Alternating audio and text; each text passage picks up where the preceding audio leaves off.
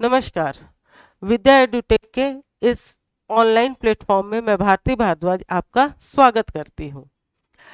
आज का हमारा विषय जो है वो निबंध लेखन से संबंधित है। हमारे सिविल सेवाओं में अगर देखा जाए राज्य स्तर के कई राज्यों में और सिविल सेवा में जो निबंध का पत्र होता है वो बहुत ही महत्व रखता है, क्योंकि उस पेपर का जो मार्क्स है वो हमारी चयन प्रक्रिया में एक महत्वपूर्ण रोल अदा करता है, वो ऐड होता है। मत ऐसा नहीं है कि निबंध में काली क्वालिफाइंग मार्क्स ही हमारे लिए यथेष्ट है, बल्कि जो हमारा मार्क्स आएगा वो हमारे मेरिट लिस्ट में जो मार्क्स जुड़ेंगे उसमें शामिल होगा। ये हम सबको पता है। दूसरी चीज, निबंध इसलिए भी महत्वपूर्ण है क्योंकि उसमें आपको अपनी अभिव्यक्ति को अपनी मौलिकता के साथ रखने का अवसर मिलता है। यानी आप इस माध्यम से अपने आप को बिल्कुल विशुद्ध रूप में, अपनी एबिलिटीज को विशुद्ध रूप में प्रस्तुत करने में सक्षम होते हैं। साथ ही साथ आपके पास कई ऑप्शन होते हैं जिसमें विषयों का चुनाव आपकी इच्छा अनुसार होता है। आपको चार अलग अलग टॉपिक्स दिए जाते हैं जिसमें किन्हीं तीन पर लिखना होता है। तो वैसी स्थिति में आपके पास ये चॉइस होती है कि अगर आपका कोई पक्ष कमजोर हो तो आप उससे संबंधित विषय को अलग हटा सकते हैं और अपनी इच्छा अनुसार किसी भी विषय पर निबंध लिख सकते हैं। तो इतने महत्वपूर्ण विषय पे ध्यान देना जरूरी है। ज्यादातर अगर देखा जाए तो कई बच्चे ऐसे होते हैं जो लिखी लिखाई निबंधों को ही आत्मसात कर लेते हैं, रट लेते हैं, याद कर लेते हैं और कोशिश करते हैं कि उससे जुड़ा हुआ अगर कोई टॉपिक मिले तो उन सभी चीजों को वो वहां उड़ेल सकें। लेकिन अगर कुल मिला के देखा जाए ऐसे में आपके मार्क्स में अगर बढ़ोतरी कही जाए तो दिखाई नहीं देती है, वो एक एवरेज मार्किंग के अंतर्गत चले जाते हैं आंसर्स। तो क्यों ना हम ऐसे तकनीक सीखें जिससे अच्छे से अच्छा निबंध लिखा जा सके, जो कि भले ही किसी भी टॉपिक से जुड़ा हुआ हो। अगर आप इस तकनीक को समझने में सक्षम होते हैं कि एक अच्छे निबंध की प्रस्तुतिकरण कैसी होनी चाहिए, तो उस स्थिति में आप चाहे यूपीएससी का एग्जाम दें, चाहे बिहार का एग्जाम दें, चाहे उत्तर प्रदेश कमीशन का एग्जाम दें, आपको सभी जगह वो तकनीक फायदा देकर जाएगी और आप कभी भी किसी भी विषय पे बेहतर से बेहतरीन लिखने में सक्षम होंगे। यही नहीं, इस तरह की शैली जो कि आप निबंध पेपर के माध्यम से विकसित करेंगे, मुख्य परीक्षाओं के उत्तर लिखने में भी आपको काफी सहायक दिखाई देगी, क्योंकि जिस तरह से लयात्मकता, क्रमबद्धता और सकारात्मक सोच के साथ किसी विषय को डील करने की आदत आपको पड़ जाएगी, वो कहीं ना कहीं आपके मुख्य विषयों को लिखने में, लंबे आंसर्स को लिखने में वो भी परिलक्षित होगी। तो चलिए बिना समय गवाते हुए हम लोग आज इस बात पर चर्चा करें कि आखिर एक अच्छा निबंध कैसे लिखा जाए। एक अच्छे निबंध की क्या खासियत होती है, किन चीजों का ध्यान रखा जाए जो कि एग्जामिनर को आपके लेखन के को देखने के लिए, ध्यान से पढ़ने के लिए मजबूर कर दे। आप इतना बेहतरीन लिखिए कि वो आपको, आपके लेखन को पढ़ने के लिए खुद जिज्ञासु हो जाए। तो ऐसा किया जा सकता है। शब्दों में बहुत जान होती है, शब्द क्रांतियां ले आते हैं, तो फिर एग्जामिनर को प्रभावित करना तो छोटी बात है। तो आप चाहें तो अपने लेखन को इतना प्रभावशाली बना सकते हैं कि चाहे किसी भी टेस्ट को पसंद करने वाला आपका एग्जामिनर हो, निश्चित रूप से वो आपकी अभिव्यक्ति से आकृष्ट होगा, आपके तथ्यों को देखकर, आपकी प्रस्तुतिकरण को देख के इतना खुश होगा कि आपको खुल के मार्क्स देगा और वो मार्क्स आपकी सफलता के और नजदीक आपको लेकर जाएंगे। तो चलिए हम लोग सबसे पहले ये देखें कि निबंध में अब तक हम लोग क्या जानते हैं। निबंध की अगर बात की जाए तो निबंध क्या है? हम लोग बचपन से ही निबंध लिखते आ रहे हैं और इन निबंधों में अगर हम लोग देखें तो शुरू में जो बच्चे जब हम लोग थे उस समय जो निबंध लिखा जाता था उसमें मुख्य रूप से हम लोग किस तरह के निबंध लिखते थे? तो उन निबंधों की कैटेगरी को आप क्या कह सकते हैं? विवरणात्मक निबंध।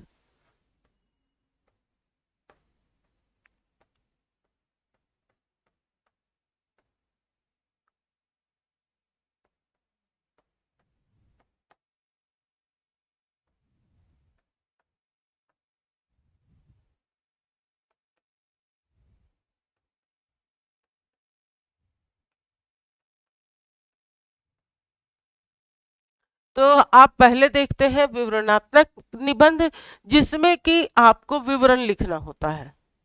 जैसे बचपन में हम लोग किस पे लिखते थे, गाय पे लिखते थे निबंध। मतलब एक ऑब्जेक्ट होता है, उस ऑब्जेक्ट का विवरण, मतलब उसको पूरी तरह से उसमें आपने क्या देखा, क्या समझा, इसका एक क्रमबद्ध विवरण जब आप प्रस्तुत कर देते थे तो वही हमारा ऐसे हो जाता था। तो ये तो हुई बचपन की बात।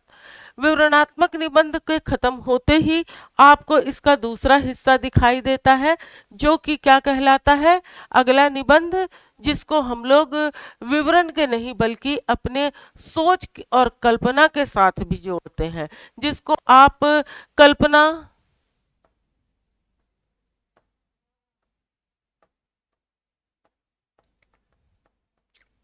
से जुड़ा हुआ निबंध।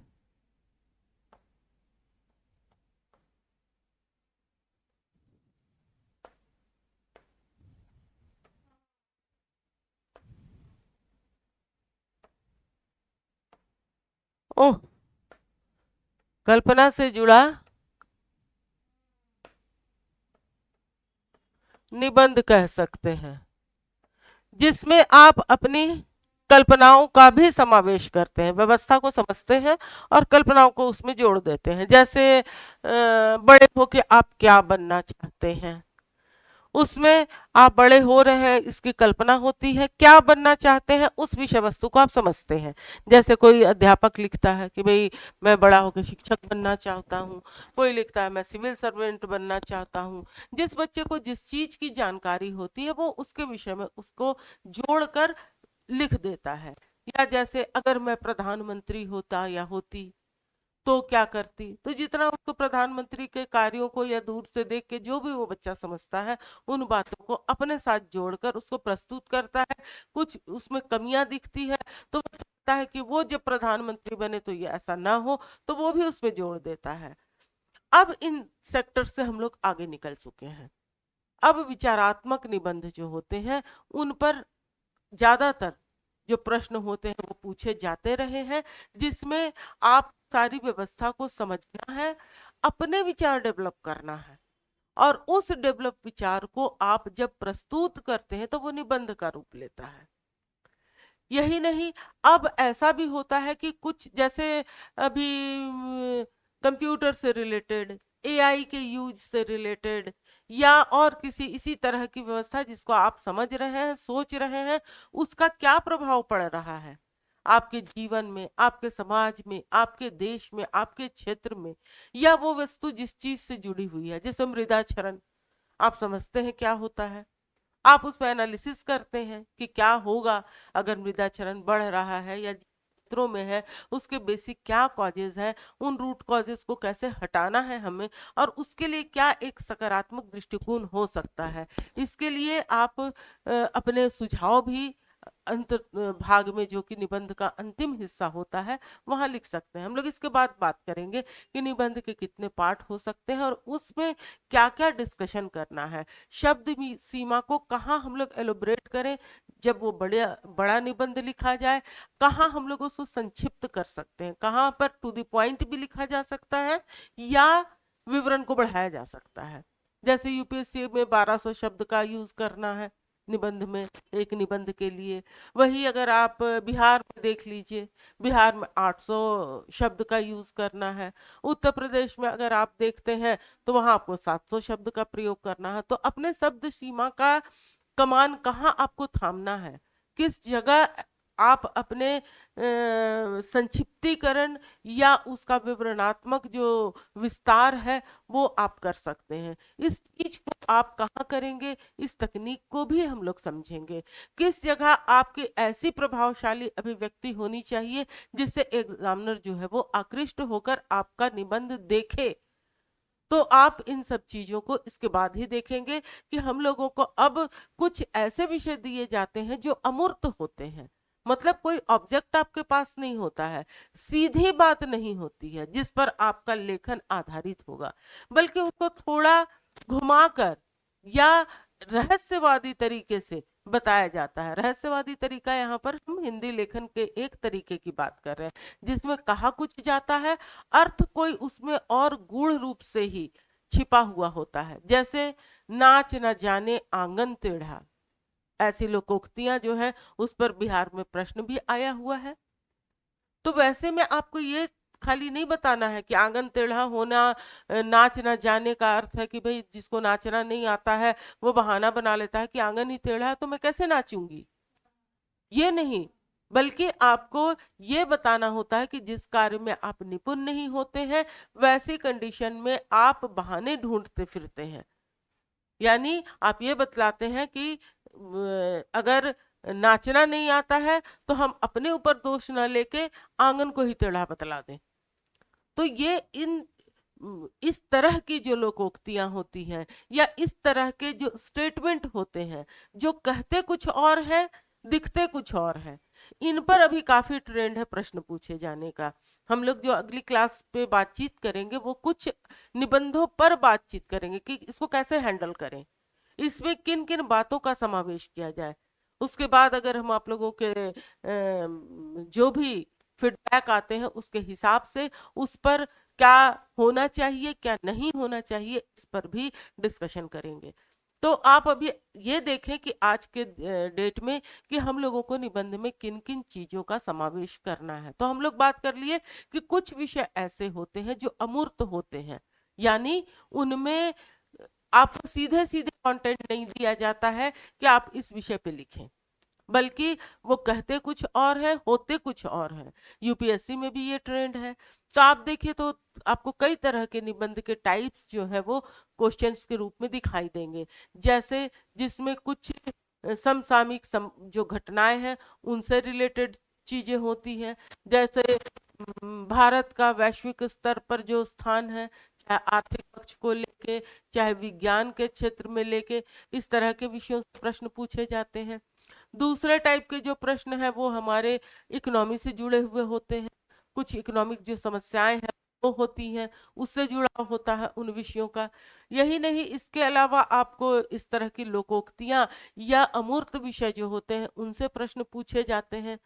या फिर कुछ सामाजिक समस्याओं से, नारियों की समस्या से संबंधित, बच्चों की समस्या से संबंधित, या इस तरह की ज्वलंत समस्या जो कि हाल के दिनों में हमारे समाज या देश के अंदर चल रही है, जिससे हमारा समाज या देश जूझ रहा है, उससे रिलेटेड होते हैं। चलिए, ये तो हम लोग प्रश्न की बात कर लिए।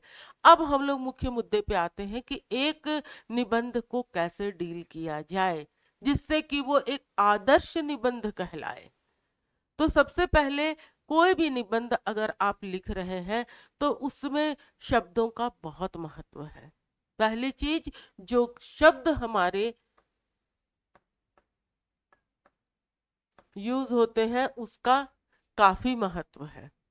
दूसरा, अगर हम लोग देखें, शब्द के साथ साथ आपको क्या दिखाई देगा कि आपकी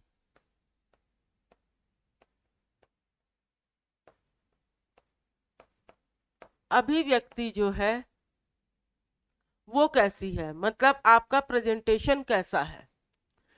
अगर ऐसे देखें तो लोग कहते ही हैं शब्दों का एक सतत प्रवाह जो होता है वही निबंध कहलाता है।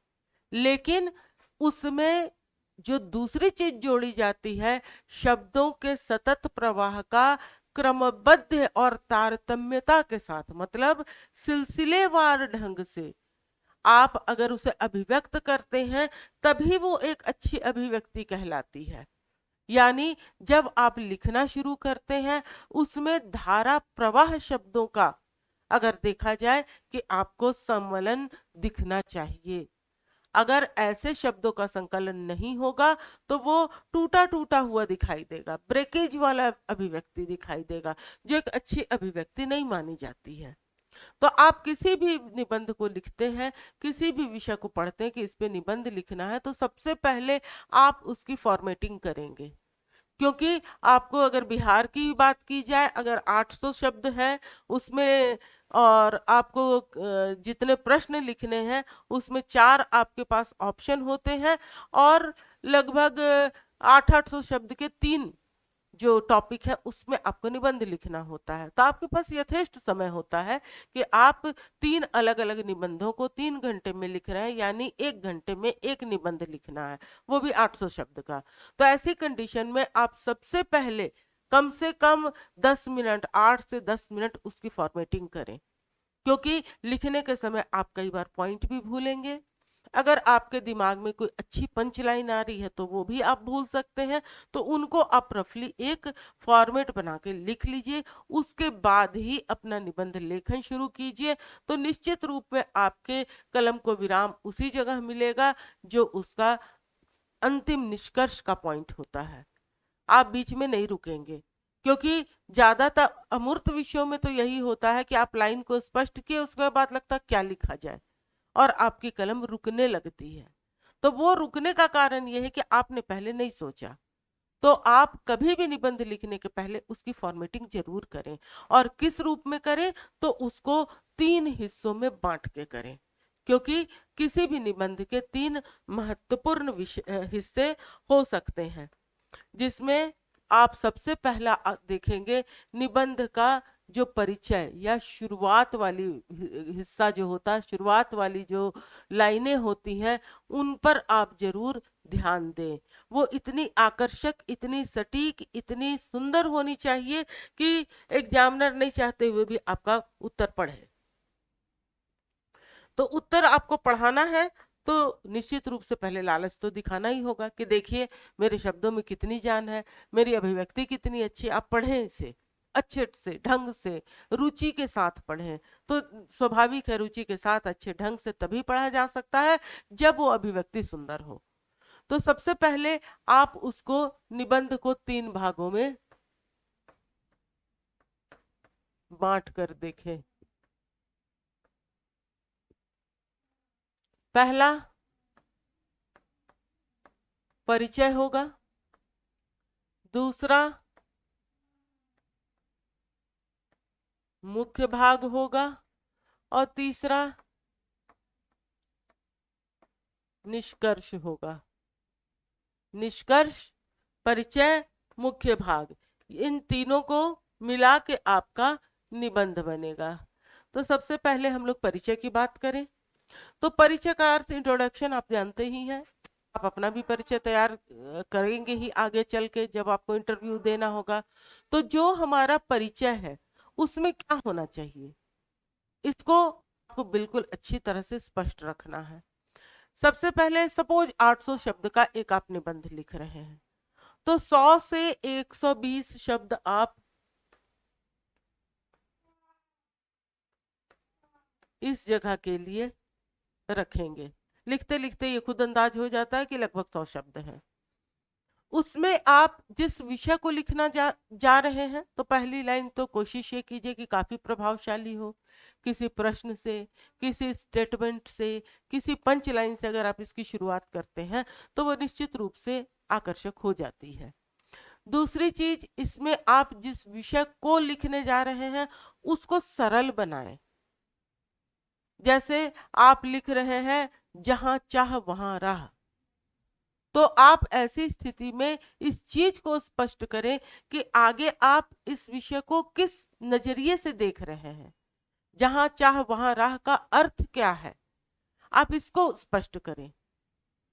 जहां चाह वहां राह का अर्थ है कि जहां आपकी रुचि है, आप वहां पहुंचने के लिए अगर दिल की इच्छा शक्ति मजबूत हो तो रास्ते खुद बना लेते हैं, मतलब राहें आपको खुद मिल जाती हैं। आप पीसीएस के स्टूडेंट ही कई ऐसे होंगे जिनकी राहों में कई रोड़े थे, लेकिन आप पहुंचे ना तैयारी तक, एग्जाम तक, मुख्य परीक्षा देने तक, या इंटरव्यू फेस करने तक। आपको पहुंचना हो सकता है कई कठिनाइयों को झेलते हुए आना पड़ा हो, तो वो तभी था जब आपके दिल में उसके लिए चाह थी। तो जहां चाह होती है वहां राह खुद तैयार होती है। इस चीज को आप समझाएं पहले पैराग्राफ में कि जहां चाह वहां राह से तात्पर्य क्या है। अगर आप किसी व्यवस्था के बारे में जैसे मृदा क्षरण ही लिख रहे हैं, तो मृदा क्षरण का कहाँ, जैसे आप उसकी उत्पत्ति पे पहले बताए कि मृदाक्षरण शब्द जो है वो दो शब्दों का मेल है, जिसमें मृदा का ये अर्थ है, क्षरण का ये अर्थ है, और हाल के दिनों में मृदाक्षरण एक समस्या बन के उभरी है जिसका प्रभाव कई जगह पड़ा है। यानी आपने इसमें तीन बातें की। पहले उस शब्द को सिंप्लीफाई किया, दूसरा उस शब्द का अर्थ समझाया, तीसरा उसके पीछे का प्रभाव बतलाया कि इसका क्या असर है। यानी आप आने वाले मुख्य भाग में इस पर ही डिस्कशन करेंगे, सांकेतिक रूप में आपने ये भी कह दिया। अर्थात अगर परिचय की बात की जाए तो परिचय में आप किन बातों को शामिल करेंगे? सबसे पहले उस शब्द का अर्थ जो है वो बतलाएंगे। दूसरा आप उसमें ये शामिल करेंगे कि इन इन शब्दों के अर्थ को आप क्यों यहाँ पर आगे बढ़ा रहे हैं, यानी कि इससे जो इसका जो असर है, इस शब्द से जुड़े हुई व्यवस्था का जो प्रभाव है वो क्या क्या है, और आगे आप उन्हीं प्रभावों को, उन्हीं कारणों को, उन्हीं लक्षणों को कहाँ एलोबरेट करेंगे? अपने मुख्य भाग में करेंगे। मुख्य भाग का पूरा पूरा अगर कहा जाए बड़ा रूप जो है या छोटा रूप जो है वो परिचय में दिखेगा, या परिचय का बड़ा रूप जो है वही मुख्य भाग में दिखेगा। परिचय में आप इस बात को जरूर हिंट करेंगे कि आप आगे क्या लिखने जा रहे हैं। इसके साथ साथ मुख्य भाग की अगर बात की जाए तो मुख्य भाग कई खंडों में बटा हो सकता है। ये एक ऐसा हिस्सा है जहां शब्द सीमा पर आप अपने नियंत्रण को बनाए रखेंगे। यानी अगर आपको बड़ा लिखना है तो आप एलोबरेट ज्यादा करेंगे। किसी भी बिंदु पर दो दो लाइनें भी एक्स्ट्रा लिख दी जाए तो वो काफी लंबा हो जाता है, 6-8 लाइनें आपको ऐसे ही मिल जाती हैं। वैसे में आपके शब्द में कहाँ कमी की जाए, कहाँ बढ़ोतरी की जाए, इसकी चाबी इस जगह ही आपके हाथों में होती है। क्योंकि आपको निष्कर्ष में भी लगभग 100 शब्द तो लिखने ही चाहिए, और मुख्य भाग के लिए आपके पास कितने शब्द हैं ये आपको पता हो गया। तो सबसे पहले आप जो मुख्य भाग है उसमें जो अपना फॉर्मेट बनाएंगे, उस फॉर्मेट में जरूर लिख लीजिएगा कि किन किन बातों को हमको डिस्कस करना है। जो प्रमुख बातें होंगी उस व्यवस्था से, उस कथन से, उस कारण से, उस सिचुएशन से जुड़ी हुई, उनमें जो मुख्य बातें हैं उनको पहले डील किया जाए, और जो सेकेंडरी बातें हैं उसको बाद में डील किया जाए। तो वैसी कंडीशन में आप क्या देखेंगे कि आपका कोई भी हिस्सा छूट नहीं रहा है। नहीं तो कई बार ऐसा होता है कि किसी एक बिंदु में आप फंस जाते हैं और शब्द का एक तरह से शब्दों को एक तरह से बर्बाद करते हैं। तो ये नहीं होना चाहिए। एक पैरा से आप दूसरे पैरा में आते हैं तो भले ही विषय वही रहते हैं, लेकिन टॉपिक का जो सब टॉपिक होता है वो उसमें डिस्कस्ड होता है। मतलब ये कहा जाए कि अगर आप पैराग्राफ चेंज कर रहे हैं तो थोड़ा सा विषय में अंतर आता है। ये नहीं कि निबंध का पूरा हिस्सा ही गड़बड़ हो जाए, आप बिल्कुल बहक के दूसरी ही तरफ लिखने लग जाए। नहीं, आपको अपने विषय के अंदर ही रहना है, लेकिन बिंदुवार उसमें आप जब चेंजेस लाएंगे तो आप अपने पैराग्राफ चेंज कर सकते हैं। लेकिन पैराग्राफ फर्स्ट, सेकंड, थर्ड के बीच आपको एक लय जरूर दिखनी चाहिए। ऐसा नहीं कि कहीं की बात कहीं, कहीं की बात कहीं, कि कुछ यहाँ से उठा के डाल दिया, कुछ यहाँ से उठा के डाल दिया। किसी भी तरह के तथ्यों को अगर आप प्रस्तुत करते हैं तो उसको अपने उदाहरणों या डेटाज के साथ उसको संपुष्ट करने की कोशिश करें। आपके जीवन के अनुभव से ये उदाहरण हो सकता है, किसी राष्ट्रीय अंतर्राष्ट्रीय स्तर की कोई घटना है, या पहले की कोई प्रचलित कथा कहानी है, उससे ये रिलेटेड हो सकते हैं। जो उदाहरण उदाहरण और आपका अनुभव हो, उन सब को आप कहाँ पर देंगे? अलग अलग बिंदु जब आप डिस्कस करेंगे तब वहां डालेंगे। इतने में वो सारे आपके मटेरियल को समझ जाएगा कि आप इस विषय पे कितनी जानकारी रखते हैं, कितनी गहरी सोच रखते हैं, आपका चिंतन किस स्तर का है, आपका विवरण कैसा है, और अंततः आप कहाँ आ जाते हैं? निष्कर्ष पे आ जाते हैं। निष्कर्ष में उस विषय से आपने क्या समझा उसको कुछ 2 लाइनों में अभिव्यक्त करें, और अगर किसी समस्या से जुड़ा हुआ ये हो तो वैसी कंडीशन में या किसी और चिंतन से जुड़ा हुआ हो तो इसमें क्या सुधार हो सकते हैं, इसका अच्छा स्वरूप क्या हो सकता, बहुत ही सकारात्मक ढंग से प्रस्तुत करें। निष्कर्ष हमेशा ही सकारात्मक होगा, नकारात्मक सोच के साथ आपका निष्कर्ष नहीं होना चाहिए। तो ये तो हो गई उसकी फॉर्मेटिंग की बात। जब हम लोग इसको एक एक उदाहरण के साथ समझेंगे, इसमें और क्लियरिटी आती चली जाएगी। इसको हम लोग कंटिन्यू रखेंगे और इसमें अलग अलग उदाहरण जो आए हुए प्रश्न हैं या आ सकते हैं प्रश्न, उस पर हम लोग थोड़ा सा डिस्कशन जरूर कर लेंगे। यही नहीं, आप किसी भी निबंध को लिखते समय कई बातों को और ध्यान में रखें। पहली चीज कि किसी भी शब्द का बारंबार दोहराव ना करें। दूसरी चीज, अभिव्यक्ति सशक्त होनी चाहिए, यानी लाइनों में कहीं आपको गैप्स ना दिखे, आपका एकदम धारा प्रवाह एक अभिव्यक्ति जो है वो इसमें दिखना चाहिए। शब्दों में अच्छे शब्दों का आप जरूर यूज करें, लेकिन इतने जटिल ना हो कि समझने वाले को रुकना पड़े। इतना पेचीदा या बहुत लंबे लाइनों के साथ आपका विवरण ना हो कि जो पढ़ने वाला है वो उलझ जाए और उसको रिपीट करके पढ़ने की जरूरत पड़े। बस एक बार पढ़े, एक फ्लो में वो आपके निष्कर्ष तक पहुंचे, जो कि बहुत आसान है। थोड़ी सी प्रैक्टिस अगर आप करते हैं लेखन की, तो निश्चित रूप से उस बिंदु तक आप जरूर से जरूर पहुंच जाएंगे और आपको बहुत ही आसान होगा कि आप अपने निबंध में ज्यादा से ज्यादा मार्क्स ले आए। 60% तो आराम से आएगा, ये आप ध्यान में रखें। हिंदी माध्यम के हैं तो हिंदी शब्दों का व्यवहार रखें, उसमें इंग्लिश का व्यवहार नहीं होना चाहिए। और अंग्रेजी माध्यम के हैं तो अंग्रेजी शब्दों का व्यवहार करें। अंग्रेजी में हिंदी की संभावना कम होती है, हिंदी में ही अंग्रेजी ज्यादा घुसेड़ी जाती है। तो ऐसी स्थिति में आप इस चीज को बहुत अच्छी तरह से समझे। व्याकरणिक जो त्रुटियां हैं वो कम से कम हो, शब्द व्यवहार सिंपल और आकर्षक हो। अगर इन बातों को ध्यान में रखा जाएगा तो निश्चित रूप से आपका जो निबंध है वो एक आदर्श निबंध बन जाएगा, जिसको पढ़कर एग्जामिनर निश्चित रूप से खुश होगा। चलिए अगली क्लासेस में हम लोग कुछ उदाहरणों के साथ अपने निबंध लेखन की कला को आगे बढ़ाएंगे, निखारेंगे, तराशेंगे। तब तक के लिए धन्यवाद।